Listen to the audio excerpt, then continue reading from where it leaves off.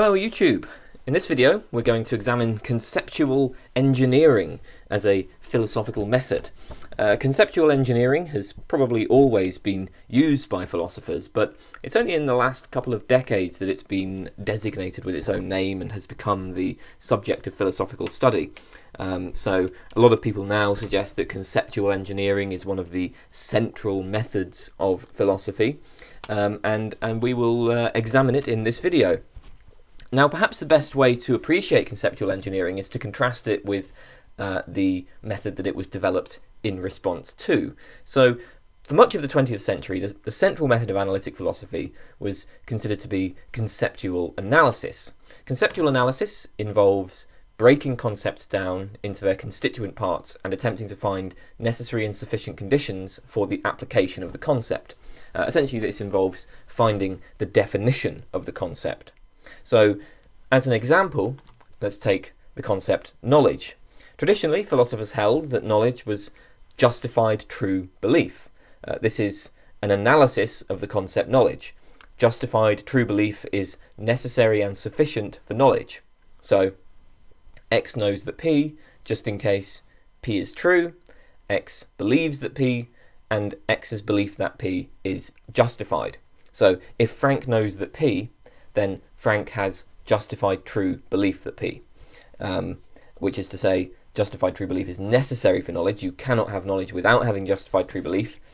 And if Frank has justified true belief that P, then Frank knows that P. So justified true belief is sufficient for knowledge. Whenever you've got justified true belief, you've got knowledge. So justified true belief, necessary and sufficient for knowledge. Now this is a proposed analysis of the concept knowledge. How do we tell whether a given analysis is right? Well, the usual procedure is something known as the method of cases, in the example of knowledge. The claim that knowledge is justified true belief is famously challenged by Gettier cases. In a Gettier case, we specify a situation in which a person has justified true belief in some proposition, but intuitively does not know that proposition, and this shows that justified true belief is not actually sufficient for knowledge. Here's a simple example. I wake up in the morning, I go downstairs, I see that the clock says it's 8 o'clock. So I form the belief that it's 8 o'clock. This seems justified. Forming beliefs about the time on the basis of clocks in my house is generally reliable. However, the clock had actually stopped at 8 o'clock the previous night. So it turns out, though, just by luck, it actually is 8 o'clock in the morning. I just happened to have looked at the stop clock at just the right moment that it was displaying the right time. So the claim here will be, well, I have justified true belief that it's 8 o'clock, but I don't know that it's 8 o'clock. And that is supposed to refute the claim that knowledge is justified true belief. Or take, for instance, utilitarianism. According to simple utilitarianism, the right action is whatever maximizes happiness for the greatest number of people. To say that an action is good is to say that it maximizes happiness. And we might offer this as a conceptual analysis of the term good. We might say that the term good just means maximizes happiness. And we can challenge this analysis by describing a case in which an action is performed that maximizes happiness, but intuitively the action is not good. For example, a famous case is the organ stealing case. So a hospital has 5 patients who all need different organs. One homeless man enters the hospital who happens to be compatible with the 5 strangers. We can stipulate that nobody knows the homeless man, so nobody would care if he died. And maybe the other 5 are, all really brilliant people with families that love them. Anyway, a doctor decides to kill the homeless man, take his organs, and distribute those organs to the other 5. It looks like this would maximize happiness. You're weighing the continued lives of 5 brilliant people with lots of people that know and love them against the life of one man that nobody cares about. But surely this action would not be good. At the very least, it seems perfectly coherent to say that the action maximizes happiness, but is nevertheless not good. That is in fact the judgment that many people would make about this case. So we conclude, okay, the term good does not mean, right, maximizes happiness. Maximizing happiness is not necessary and sufficient for goodness. So, conceptual analysis attempts to specify the necessary and sufficient conditions for the application of a concept. We test the proposed analysis against our intuitions about specific cases. And these cases might be fairly artificial or unusual, that's fine. And it's generally supposed that just one counterexample is enough to doom a proposed analysis. After all, if we are claiming that x is y, that x is necessary and sufficient for y, then every case of x must be a case of y and vice versa. So, if we can find a single x that is not a y, or a single y that is not an x, even in merely possible scenarios, even unusual artificial scenarios, and in that case the analysis fails. And this is generally considered to be the method that is standard in analytic philosophy. If you've read any philosophy, I mean, you will have come across this kind of argument, and it's easy to see why conceptual analysis is so appealing. So, for one thing, philosophers are trained in logic. Conceptual analysis allows for the application of logical tools to language. We are literally revealing the logical relations between concepts. For another, it gives us an answer to the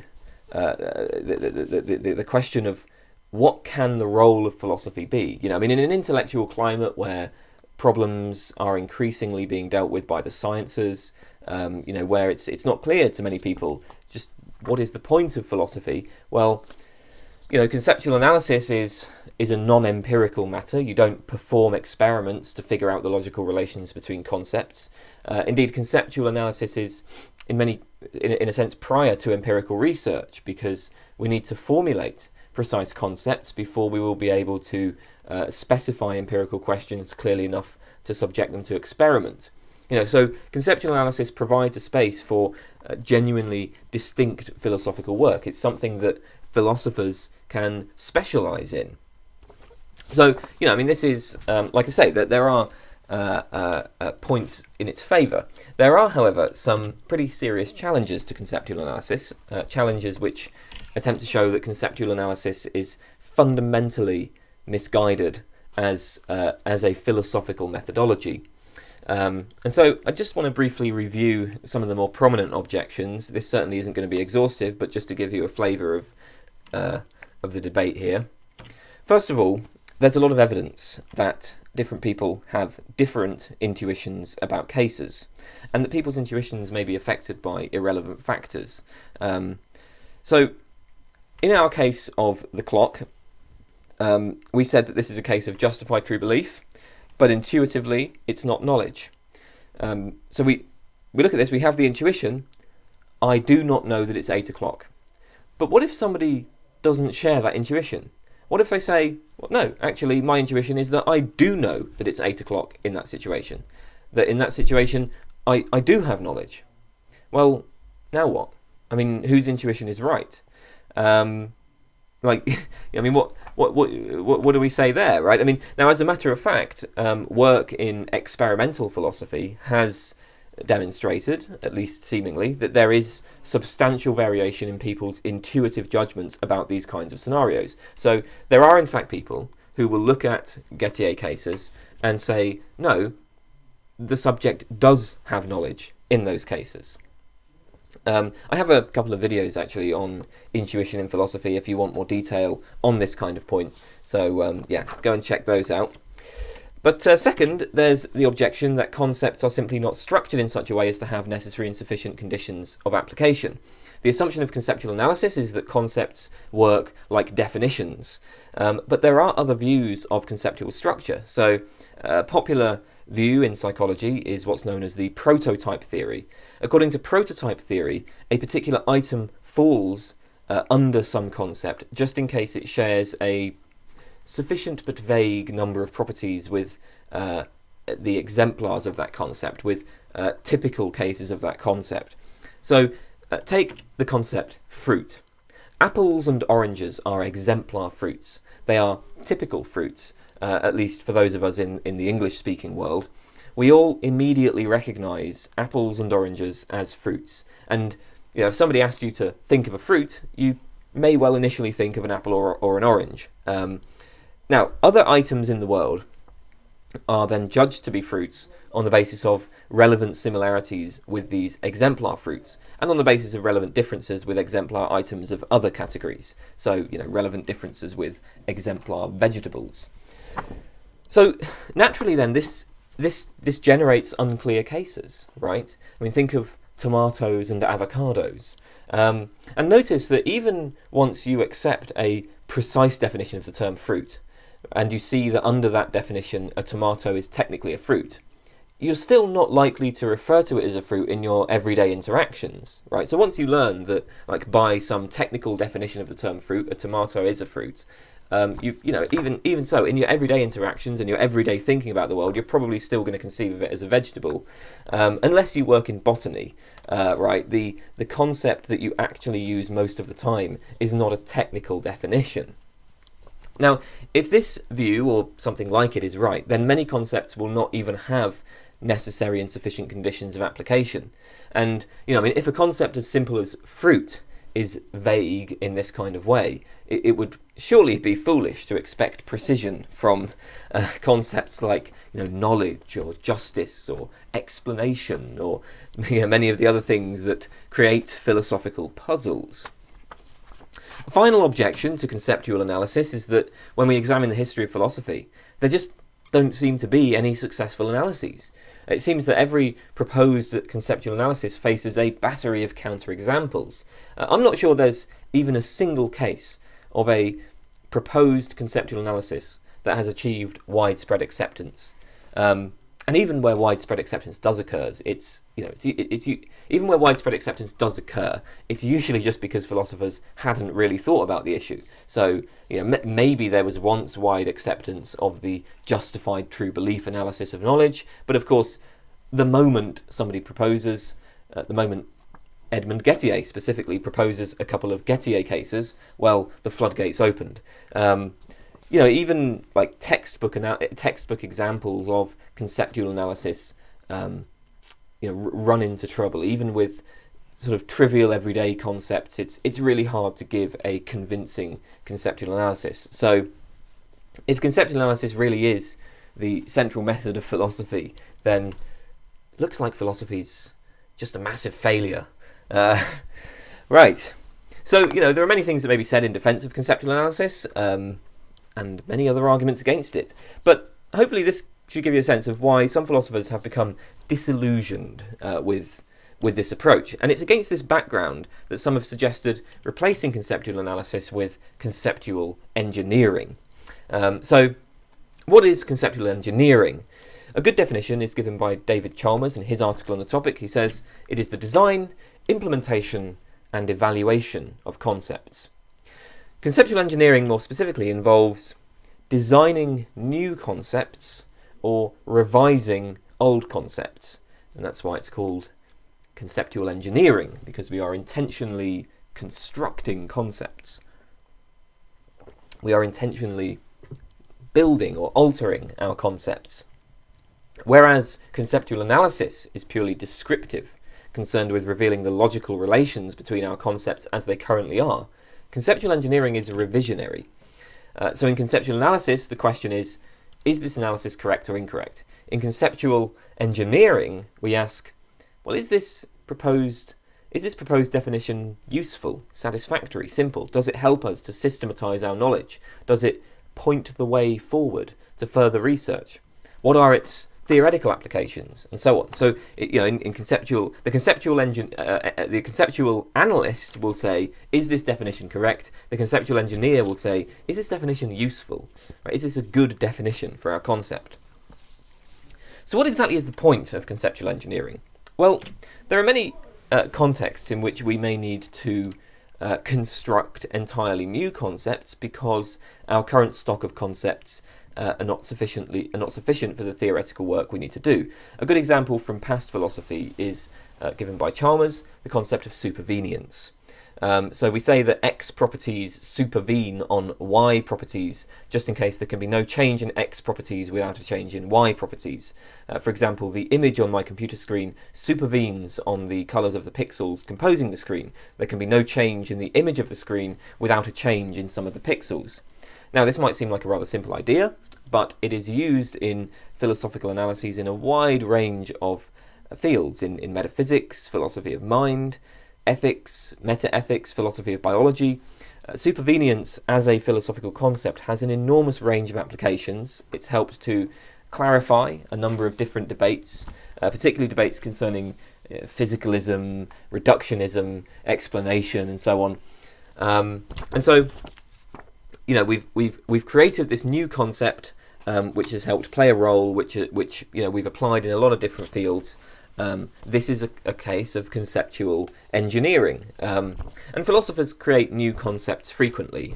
Consider Frege's sense, Kripke's rigid designators, Gendler's a-leaf. We often need to introduce concepts to express ideas beyond those in ordinary usage. Obviously, this isn't simply a matter of conceptual analysis. We are creating something new, not just analysing what we've currently got. Now, this part of conceptual engineering is fairly uncontroversial, right? I mean, it's just obvious that philosophers do create new concepts. There doesn't really seem to be any debate about this. So this part, the construction of new concepts, is an aspect of conceptual engineering, but it's sort of an aspect that everybody accepts, and so we're not really going to focus so much on this in this video. What is more controversial and what is of more immediate, I guess, significance to us is fixing or redesigning concepts that are, you know, already within our current stock of concepts. So here we take a concept that is in common currency and then we alter it in some way or make it more precise. And the reason for this is that there may be concepts which, first of all, play an important role in our intellectual, theoretical, practical activities, but second, are defective in certain ways. So they may be vague, confused, incoherent, and they may entail inconsistent things. They may be morally problematic. They may obscure important distinctions. And so, for all these reasons, certain concepts may hinder our ability to reason well. And the thought is, philosophers can fix this, because philosophers can take those concepts and make them more precise. Philosophers can clear up those concepts. So, example, free will. Arguably, right? Arguably an example of this is free will. So arguably the way that people tend to use this concept in their everyday thinking is, at least sometimes, incoherent. It seems that some people think of free will as requiring that a person must be, in some sense, a cause of themselves. So let's say I decide to pick up my phone. The thought is that's only going to be a free decision if the decision has, first of all, followed from my actual desires, but second, those desires need to have been chosen by me as well. So after all, if my desires are simply the product of the movement of molecules, if they're just the product of the interaction between my genes and my environment, well, in what sense can I be free, right? I mean, I didn't choose my genes or my environment. I just happened to be born the way I was in the environment I was born in. So, to be genuinely free requires that my decisions are not caused by things other than myself. They are ultimately caused by me. And the worry is that looks incoherent, right? Because nothing can be a cause of itself. That's the worry. I mean, as I say, that's a very simple way of putting the argument, but hopefully you can see how arguably this concept of free will is just incoherent. And yet, free will matters to us, at least it seems to. Free will plays a central role in our thinking about moral and legal responsibility. It forms an important aspect of our personal identities, our way of thinking about personal identity. So, if my fist connects with your face, you will respond very differently, depending on whether this occurred due to a bout of anger towards you on my part, or due to me tripping and attempting to steady myself. And you're probably going to account for this in terms of, I'm responsible for one of those, I freely chose one of those, and the other one was just an accident.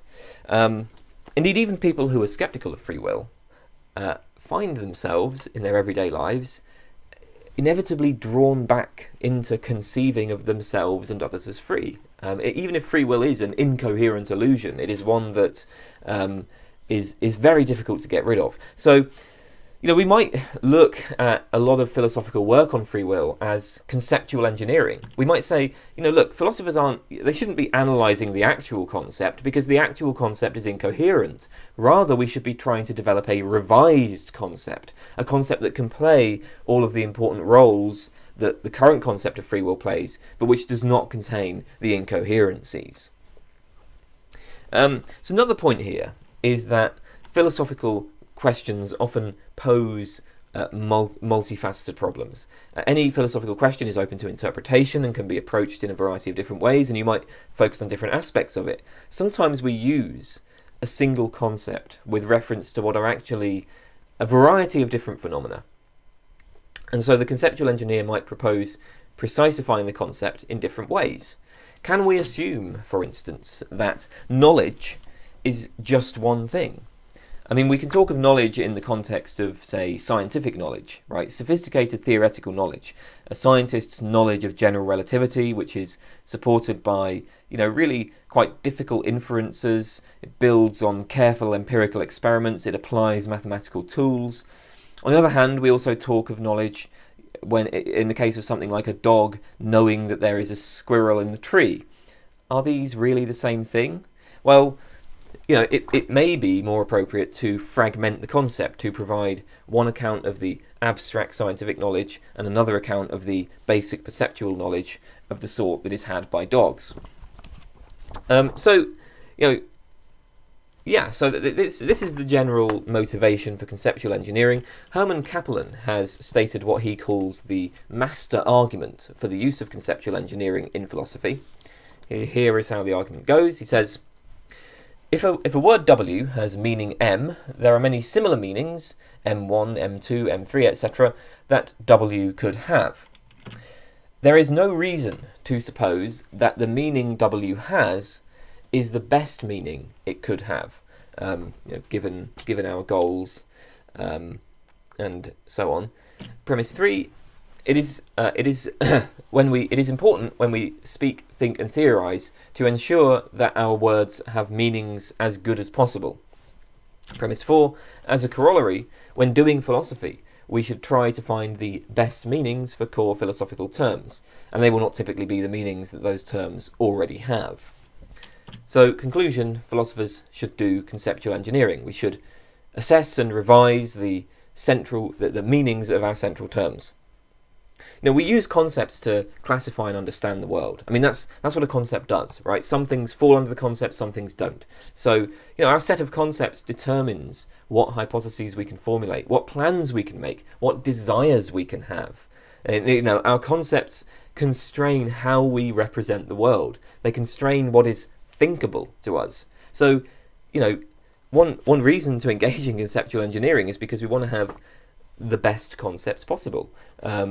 And it may well be that there's good reason to expect even that our current stock of concepts is not the best they could be, that there may well be important phenomena that are obscured or overlooked. Another couple of points that we might make in favour of conceptual engineering. First of all, as suggested by some of the earlier discussion, we might well argue, look, philosophers have been engaging in conceptual engineering all along. Even if they did not conceive of their discipline in this way. Indeed, conceptual engineering might actually be even more prominent in the analytic tradition than conceptual analysis is. The birth of analytic philosophy arguably occurred with what's known as ideal language philosophy. According to ideal language philosophy, our ordinary everyday speech is vague and ambiguous, and the role of philosophers is to make language precise. It's literally to construct an ideal language that can be applied to solve philosophical problems and to ground scientific work. We might take the ideal language movement as involving something more like engineering than straightforward analysis. I mean, that's controversial. We don't need to get into the details here, but arguably there were elements of conceptual engineering to this. Moreover, it's not just philosophers, but everybody else who engages in conceptual engineering. The concepts we use can have important social consequences. We may change concepts for moral or social reasons. Take the concept rape. That was once defined so that rape could not occur between two people who are married. regardless of the circumstances. And in some places, of course, this understanding persisted well into the 20th century. Nowadays, we define rape as non-consensual sex, where consent is specifically a matter of an individual's mental states. Does the individual want this or not? In claiming that it is possible for a husband to rape his wife, we have revised the concept so as to better capture our moral convictions and to better capture our understanding of things like the importance of consent and individual rights and so on. Similarly, we might take the attempts by progressives to expand the concept marriage so that marriage can be non-religious, so that marriage can apply to both heterosexuals and homosexuals. Maybe in the future the concept will expand further so that marriage can obtain between more than two people, so there can be polyamorous marriages. A more recent controversy along the same lines concerns the distinction between sex and gender. So take the concept woman. It may well be true that many people use this term to pick out a particular biological sex, so human organisms of a particular age that produce or have produced eggs, or maybe we should say would produce eggs under normal developmental conditions, whatever those may be. A woman is an adult human female, where female is specified in terms of biological capacities that are present at birth. Some people may define the word woman in this way, and there are contexts where that's a useful definition. Say in medical contexts, the biological capacities are of particular relevance. But then what trans people are drawing attention to is that our actual use of the term woman in everyday interactions is not really governed by tracking these biological capacities. Somebody may be born male, may have a penis, may produce sperm, and yet in your everyday interactions with this person, you would just naturally apply the term woman in virtue of this person's appearance and behaviour, in virtue of them occupying a particular kind of social role. So one way of looking at this general debate is that both sides are urging that we revise the term woman. The conservatives want to explicitly tie it to biological sex, where that might be specified in terms of chromosomes or gametes or reproductive organs or whatever. The progressives say, well, no, that definition would just be inapplicable in everyday interactions, because of course we don't observe people's chromosomes or genitals when we're just talking to them. So instead, let's tie the term woman to a particular social role. That would provide more coherent usage while also having certain social benefits in terms of helping the acceptance of trans people and so on. So there's a kind of conceptual engineering going on with these gender terms, and that's not being done primarily by philosophers. That's just taking place in among laypersons. Basically, that's a broader kind of social debate. So we can see. Once we understand what conceptual engineering is, arguably it occurs everywhere, right? Not just in philosophy. All of this raises a question. What exactly counts as success in conceptual engineering? It's easy to specify what counts as a successful conceptual analysis. Conceptual analysis is successful when we have correctly identified the meaning of a concept, when we have correctly stated the necessary and sufficient conditions for the application of the concept so that no counterexamples to the analysis can be generated. That's a straightforward idea, or at least in principle. For conceptual engineering, on the other hand, the criterion of success is rather less clear. But we can state a few desiderata that conceptual engineers probably should follow, at least in the case of revising concepts. As I mentioned, we're really going to be focusing mainly on revising concepts in this video. So Rudolf Carnap talked of explicating concepts, which is essentially a kind of conceptual engineering directed at bringing language into contact with formal logical tools. He identified 4 criteria for success, and I think we can also add a 5th. So first, the new concept should be similar to the old concept, such that people using the new concept will largely conform to prior usage. So in most cases where the old concept is used, the new concept can reasonably be used as well. A close match is not required. I mean, after all, we are aiming to revise the concept, but we do need to keep it reasonably in line with prior usage. And so we might think, okay, conceptual engineering does require some degree of conceptual analysis then. We can't start engineering from nowhere. If our goal is to fix a concept, well, we do first need to specify what that concept is. And that doesn't need to involve specifying necessary and sufficient conditions, doesn't need to involve a litany of counterexamples, but we may want to draw some initial distinctions. If you take knowledge, well, we'll need to draw a distinction between knowledge that and knowledge how. So a distinction between propositional knowledge, such as I know that Mount Everest is the tallest mountain on Earth, and knowledge of how to do things, skills, like knowing how to ride a bike. Or consider truth. What is truth? Well, we're going to want to rule out many uses of that term before we engage in conceptual engineering of it. So what we're concerned with are cases like it is true that X, or what John said is true. We're not concerned with phrases like a true friend. So there's many uses of the term true. We want to focus on what John said is true and other cases like that, rather than a true friend. So we need to start with a few informal examples just to specify the scope of our discussion. That's the analysis stage. But then, of course, having specified the domain of discussion, the conceptual engineer will be largely free to ignore intuitions. Second, the new concept should be precise, and the rules of its usage should be given as precisely as possible. The vagueness, ambiguity, the confusions associated with the old concept should be removed. Third, the new concept should be fruitful. Carnap interprets fruitfulness in scientific terms, so he says we should be able to use the new concept in the formulation of scientific laws, whether they be empirical laws or logical theorems. Of course, Carnap was a logical empiricist.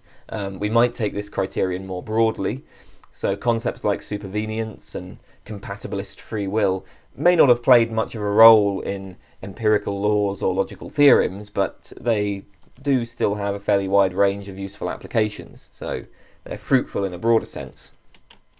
Fourth, the new concept should be as simple as possible given the other constraints. I mean, obviously, the more complex a concept is, the more impractical it is to use it.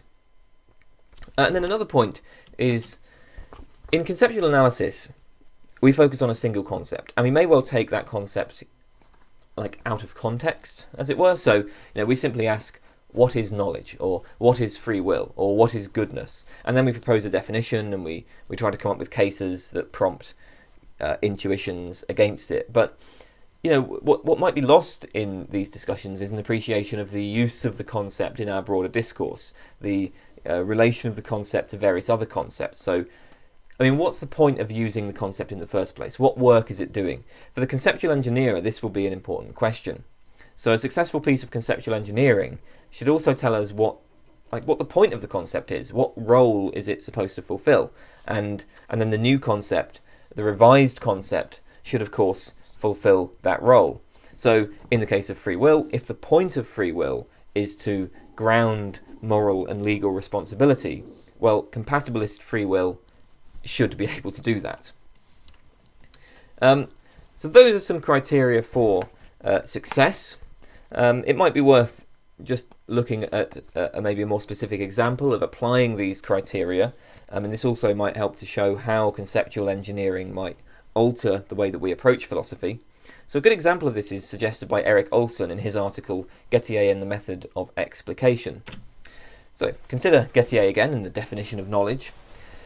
We've already seen how conceptual analysis deals with knowledge. The assumption of the traditional epistemology literature is that people do not have knowledge in Gettier cases, so any analysis of knowledge must entail that people don't have knowledge in Gettier cases. The general argument is, if knowledge is justified true belief, then Gettier cases count as knowledge, but Gettier cases are not knowledge, so knowledge is not justified true belief. The justified true belief analysis is refuted, and the defense of premise 2 is an appeal to intuition. Our intuition is, I have justified true belief that it's 8 o'clock, but I don't know that it's 8 o'clock, in the clock example that we saw earlier. But from the point of view of conceptual engineering, this whole way of proceeding is misguided.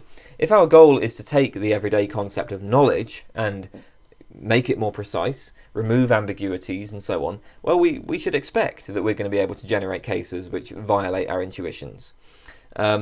in fact, if we suppose that everyday concepts tend to be vague or incoherent in certain ways, then no analysis would even be possible without violating some intuitions. It wouldn't be possible to give a precise definition without violating some intuitions. Now, a conceptual engineer does not need to endorse the justified true belief account. But the point is, if the justified true belief account is offered as a piece of conceptual engineering, if it's offered as a proposal for how to revise the concept of knowledge, then it really just doesn't matter that we can find unusual cases where somebody has a justified true belief, but intuitively that does not count as knowledge. We should just reject the intuition. After all, Gettier cases are pretty rare, right? They require at least 2 strokes of luck. So in order to have a Gettier case, we need to set up a case where what is usually a reliable way of forming beliefs is, due to bad luck, broken down. So in our clock example, looking at a clock is usually a good way of forming beliefs about what time it is. Due to bad luck, the clock is broken, unbeknownst to the subject. But then there's a stroke of good luck, such that the person just happens to have a true belief anyway. In our clock example, the person just happened to look at the clock 12 hours after it had stopped. So, it stopped at 8 o'clock the previous night, now it's 8 o'clock in the morning. This is obviously a very unusual scenario involving these 2 improbable events. From the point of view of conceptual engineering, it doesn't matter, right? We just reject the intuition. We just say, we're going to propose this new account of knowledge, right? Knowledge is justified true belief, and okay, we can generate these rather strange cases that seem counterintuitive, but so what? So anyway, let's look at our previous 5 criteria as applies to this case. Let's say we define knowledge as justified true belief, right? Not as an analysis, but as a revision. Well, first of all, our new concept is certainly similar to the old concept. The justified true belief account of knowledge does match pretty well with our colloquial use of the term knowledge. It's similar to that term. In most of the contexts in which people talk about knowledge, you can just as well talk about justified true belief. Second, the new concept can be stated precisely. The rules of its usage can be given precisely. Obviously that will require an explanation of the concepts of truth, justification and belief. But once we have that, we have a precise definition of knowledge. And also note, even if we're just using the colloquial notions of justification, truth and belief, to define knowledge as justified true belief is already to remove at least some of the ambiguities of the term knowledge. Third, the new concept is arguably fruitful. Obviously this criterion is open to debate. Some people might be less impressed with philosophical discussion and application of knowledge. Some people might be less impressed with modern epistemology, let's say. But I can say that in my own work I do tend to come back to the notion of knowledge as justified true belief quite often.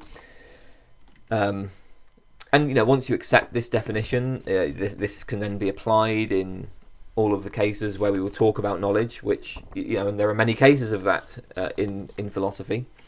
Finally, or rather, not finally, but fourth, the new concept is obviously simple, at least taken as a theoretical definition. In fact, we've just reduced knowledge to these 3 other concepts: justification, truth, and belief. There is no separate concept of knowledge at all. So, this has increased simplicity. And as for the final criterion, which is telling us the point of the concept, well, obviously this will depend on the particular views of the philosopher who is proposing the justified true belief analysis. But considering the role of the concept of knowledge in our discourse, we might say, okay, when somebody says they know something, we expect them to be able to provide good reasons for their belief. And we expect that they will be aware of the expectation to provide good reasons for their belief. And so this is the point of the justification condition. This is the point of requiring justified true belief, right? If somebody has justification, they should be able to give that justification to you, and this is, this kind of will fulfill the role that the concept knowledge actually plays in our discourse. it's like if I claim to know something, then you have certain expectations about what I will be able to do, and I know that you have those expectations. So, okay, that's the basic idea of conceptual engineering. I now want to turn to the major objection to conceptual engineering, which I'm sure has already occurred to some of you, the discontinuity objection. This is discussed, for example, by Michael Prinzing in his article, The Revisionist's Rubric. But a number of philosophers have made this objection. The basic idea of the discontinuity objection is, well, you can't revise or fix a concept. By changing the meaning of a concept, you are just producing a different concept, right? You're changing the subject. So to revise a concept, to revise, yes, scare quotes, a concept is just to change the subject. It's just to take the concept and replace it with a different concept. And of course, if we change the subject, then anything we say will be irrelevant with respect to the original question. So by proposing revised concepts, we actually divorce ourselves from the concerns that motivated the philosophical inquiry in the first place. So I want to understand, let's say, free will. I want to know, do I have free will? What I'm interested in here is free will in the everyday sense. Real free will, not the philosopher's technical simulacrum. If I ask, do I have free will, and you then respond by proposing a revision of the concept free will, which, you say, hey, this makes the concept more precise, it removes ambiguities, it's more theoretically fruitful, and so on. Well, I mean, hey, maybe you've got a very nice concept, but you're simply not talking about free will in the sense that I'm interested in. Or if I ask, is it possible for me to have knowledge of other minds? I mean knowledge of other minds in the sense that I'm ordinarily using the terms knowledge and minds. So again, to propose revisions of these concepts, to say, for instance, well, other minds are really just patterns of behaviour. Like a mind is just a pattern of behaviour. So you can have knowledge of other minds directly in observing other people's behaviour. That kind of thing just misses the point. And so it is with all other examples of conceptual revision. So there's a discontinuity, right? If you revise the concept, you change the concept. The new concept will be discontinuous with the old. Peter Strawson puts the discontinuity objection well. He says, to offer formal explanations of key terms of scientific theories to one who seeks philosophical illumination of essential concepts of non-scientific discourse is to do something utterly irrelevant, like offering a textbook on physiology to someone who says, with a sigh, that he wished to understand the workings of the human heart. So maybe there's a place for the construction of new concepts, like the concept of supervenience, but revising concepts it misses the point. If we're facing a philosophical puzzle generated by ordinary concepts such as knowledge, justice, justification, mind, whatever, right? Of course we might propose some new concept that is similar and that does not generate the puzzle, but so what? That's just a way of ignoring the puzzle, not solving it. So one concern about conceptual engineering is that it misses the point. And there's a related worry here. Changing the subject in the way that conceptual revision does has various negative consequences. Most notably, it is liable to cause confusion. If we pursued conceptual engineering, the result would be a host of philosophers proposing various different changes to our terms, all using terms in slightly different ways. That's bound to produce endless misunderstandings and confusions. In general, right, there is this concern in philosophy that a lot of debates seem to amount to, just semantics, to merely verbal disputes, rather than being substantive disagreements. Conceptual engineering is surely likely to exacerbate this insofar as it will encourage philosophers to come up with their own personal definitions of key terms. Everybody will be using terms in all sorts of different ways, and this will, make communication more difficult. What might the conceptual engineer say in response to this? Well, one thing is quite clear. There is a limit to how much a concept can be revised. Suppose I were to say that free will just means has kidneys. So to say that somebody has free will is to say they have kidneys.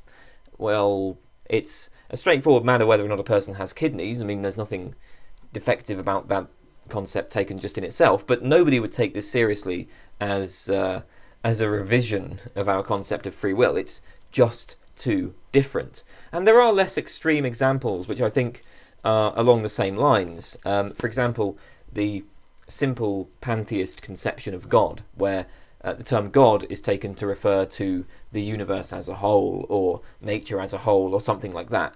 I mean, that just seems to utterly fail to engage with what motivates the discourse concerning God. So there is a point to the discontinuity objection. We must bear in mind, however, that concepts are already vague. So what exactly is the concept of free will? Well, one of the very motivations for engaging in conceptual engineering is the point that arguably there isn't one. There isn't a single, precise, clearly defined concept of free will in common usage. As we've already seen, this is exactly why many philosophers are sceptical of conceptual analysis. It's not just that pinning down the necessary and sufficient conditions for the application of our concepts is not useful, it's that it's often impossible.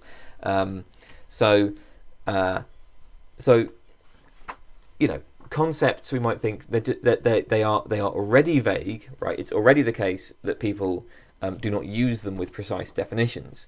And as much as it's clear that too radical a conceptual change will just change the subject, it also seems clear that some conceptual changes are possible without changing the subject. Michael Prinzing gives the example of momentum. In Newtonian mechanics, momentum was explicitly defined as mass times velocity. There's no doubt that this is the concept of Newtonian momentum, because that was introduced via an explicit definition. Then when Einstein's theory displaced Newtonian mechanics, Einstein found a phenomenon that is not equal to mass times velocity, but is approximately equal to mass times velocity at particular scales and velocities. Specifically, the scales and velocities we tend to encounter in our everyday lives. Now, quite naturally, he took this to just be momentum, right? What Einstein had shown was not that there was no such thing as momentum, but simply that momentum wasn't quite what we thought it was. The concept was revised. As we learn more about the world, our concepts have shifted and have been revised so as to better capture our theoretical understanding. And so this shows that there is some slack in our application of concepts. So revision to the meaning of a concept does not necessarily entail changing the subject. When Einstein talks about momentum and when Newton talks about momentum, they are talking about the same thing, and they're making discoveries about the same thing. And this point also answers the concern that conceptual engineering, by introducing new definitions of concepts, is liable to cause confusion and misunderstanding. In fact, there doesn't need to be exact identity of meaning in order for communication to proceed smoothly. To take an everyday example, let's take the statement, Richard Feynman was a genius. Suppose that both Frank and Vincent assert this. Now, it's possible, in fact it seems quite likely, that the term genius does not mean precisely the same thing for both Frank and Vincent. What counts as a genius? Well, that's difficult to specify. Frank may well have higher standards. So in Frank's usage of the term, maybe genius requires an IQ of 150, whereas in Vincent's usage, genius requires an IQ of 140. Or Frank and Vincent may emphasize slightly different capacities. There are a wide range of cognitive capacities at which a person can excel. So, Frank sees Feynman as a genius for his formal acumen, his skills at mathematical rule-based thinking, whereas for Vincent, what made Feynman a genius was his creativity, his ability to present complex ideas in simple terms, his ability to put ideas into practice, as he did when he worked on projects like the Manhattan Project and the Challenger disaster. So Frank tends to give more weight to the analytical capacities and the abstract thinking. Vincent tends to give more weight to creative capacities and practical applications. So they use the term genius quite differently. Nevertheless, in asserting that Feynman was a genius, it appears that they assert the same thing, and they both agree. They both agree that Feynman was a genius, and they can both communicate quite easily. So exact identity of meaning is not required in order to communicate well. I mean, we wouldn't say that Frank and Vincent are just talking past each other when they both say that Feynman was a genius. Prinzing suggests that to avoid discontinuity, we must distinguish the essential from the non-essential features of a concept. Basically, the idea is that when the conceptual engineer revises a concept, she can reasonably change the non-essential features of the concept. But if she changes the essential features of the concept, she's just changed the concept. She's changed the subject. Just as we can find clear examples of conceptual change that preserves continuity. So there's plenty of examples of conceptual revision, and we can also find plenty of examples of conceptual change that's discontinuous, and this occurs when the essential feature of the concept is lost, and as a result the concept was just eliminated from our theoretical framework.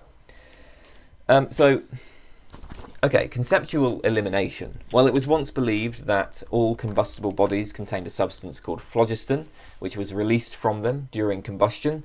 Chemists later discovered that when a body combusts, it consumes rather than emits a substance, and this amounted to the discovery that there was no such thing as phlogiston.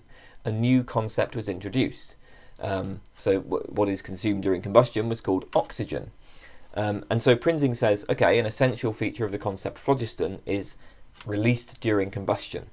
If something is not released during combustion, then it just can't be phlogiston, because that's an essential feature of the concept phlogiston. The question, of course, is how we distinguish the essential from the non-essential features of a concept. Now, the boundary here may well be vague, but the conceptual engineer should probably say something about this. Richard Joyce, in his book The Myth of Morality, proposes the translation test. So take some term t and consider various propositions about t. X is t, y is not t, if x is t, then x is u, etc. Now consider a different language with a similar term t star, where speakers of the language use t star in much the same way as we use t, but they disagree with some of the propositions about t that we would endorse, or some of the corresponding propositions about t star. For instance, they claim that x is not t star. If this difference would lead us to conclude that t star should not be translated to t, then the proposition indicates an essential feature of our concept t. Apply this to propositions about phlogiston. Here are some propositions about phlogiston. Phlogiston is stored in bodies. Phlogiston is released during combustion. Soot is made up almost entirely of phlogiston. Now we can imagine encountering a society of people speaking a different language to us. They have a concept P star that is similar to our concept of phlogiston in that it is used to explain things like combustion and calcification, but they don't endorse all of these propositions. They deny, for instance, that P star is stored in bodies and that P star is released during combustion. Now surely, Joyce says, we would not suppose that we could reasonably translate P star to mean phlogiston. So these propositions indicate essential features of the concept phlogiston, right? These propositions like phlogiston is stored in bodies, phlogiston is released during combustion, they indicate essential features of the concept phlogiston. So these people, because they don't endorse these propositions, because they're just not talking about phlogiston at all. Now Joyce frames this in terms of a foreign society speaking a different language, but we can apply this to conceptual changes in our own society. Later scientists used a concept, oxygen, that was similar to phlogiston in many ways. It was applied in explanations of combustion and calcification. But of course, later scientists would not endorse all of these corresponding propositions. Later scientists do not think that oxygen is stored in bodies, that oxygen is released during combustion, that soot is composed primarily of oxygen. So the chemical revolution initiated by Lavoisier involved eliminating the concept phlogiston, not simply revising it. Joyce later summarised his account as follows. He says, if a concept A is used in a certain manner but turns out to be problematic for various reasons, and concept B is an instantiated contender for replacing A, then B can be an adequate successor only if it too can be used in the same manner. where, so used in the same manner is defined in terms of being substitutable into certain sets of propositions.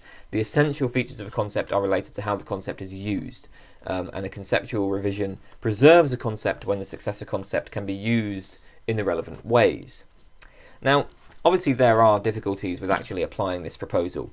As Prinzing notes, correct translation is very much open to debate. Linguists may devote much of their careers to figuring out how precisely to translate particular words. Indeed, we might worry that asking whether some word T star would be translated to T, that question is no more clear than the initial question of whether T star preserves the essential features of the concept T. So, Prinzing suggests an alternative functional approach. In order to determine the essential features of a concept, we should not think so much about how we are using the current concept, about whether the new concept can be substituted into propositions containing the old. Rather, we should ask, what is the point of the concept? Or what is the point of the discourse in which the concept appears? We should ask, what is the role or the function of the concept in our beliefs, commitments, and decision making? A crucial idea here is that concepts are functional kinds. They are individuated by the functions they serve. Compare, for example, a can opener. Can openers are made of different types of material. They may have different structures and different parts fitted together in different ways. What makes all of these items can openers is that they share the same function, namely to open cans. So, can openers, the identity of can openers is a matter of functional equivalence. Similarly, Prinzing says the essential features of a concept are a matter of functional equivalence. So we have a concept C that fulfills some function F. We revise C just as long as the changes we make preserve its ability to fulfill F. Otherwise, if the changes we make do not preserve its ability to fulfill F, then we have simply substituted a new concept and so changed the subject.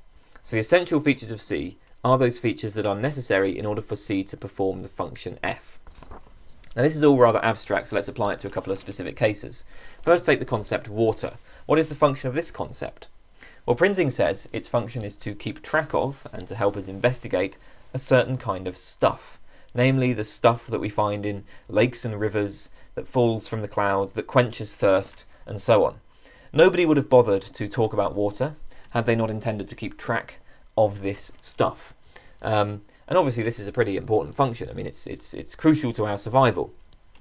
Now, keeping track of this stuff does not require us to assume any particular account of its fundamental composition or nature or essence. So people in the past held that water was one of the elements, fundamental elements. We no longer believe that. We now think that water is composed of hydrogen and oxygen in certain proportions. So the concept water has changed. But it's still the same concept because it still retains its function of keeping track of a certain kind of stuff. Compare this with the concept witch. The function of this concept was to track people, keep track of people, and help us to investigate people with supernatural powers who are in league with the devil. Nobody would have bothered to talk about witches if they had not intended to keep track of such people. Now again, this is an important function for ensuring the safety of our communities, but well, of course, it turns out this function can't actually be fulfilled. Once we discovered that nobody has supernatural powers, we discovered that there were no witches. I mean, of course, we might still use the term witch sometimes, but only in the context of fiction, or maybe in a metaphorical sense. We might call a woman a witch because she's ugly and sadistic, or something like that, right? So there's a metaphorical use.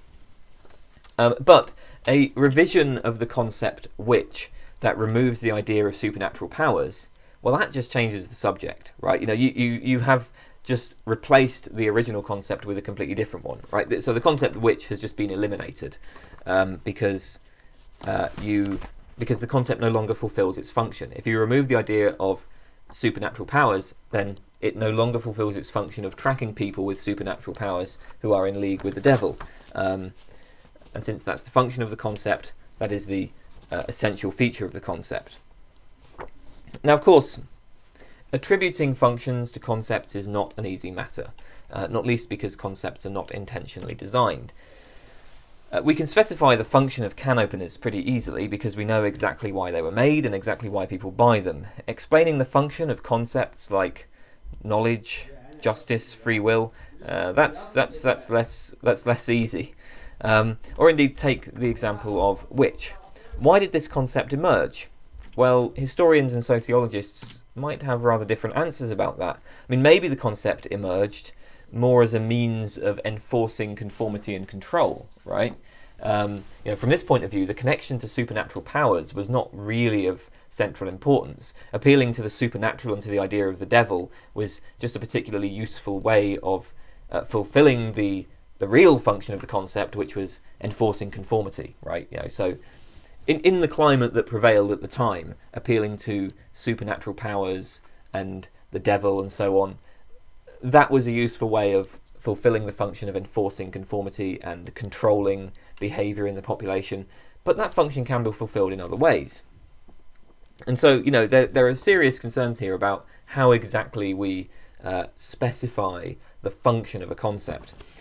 Still, I mean, obviously thinking in terms of function does force the conceptual engineer to consider the use to which people actually put a given concept and to ask whether her proposed revision can preserve what's really important there.